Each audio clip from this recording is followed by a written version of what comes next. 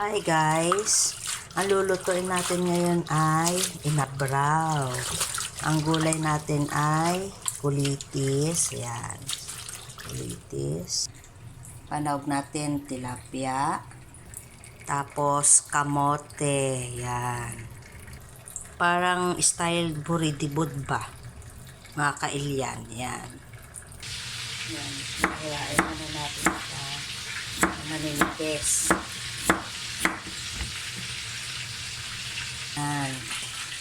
Ayan na guys, natapos ko na siya. Nilagyan ko siya ng sibuyas para mabango. Ayan na siya guys. Lagay na natin yung kulitis guys. Ayan.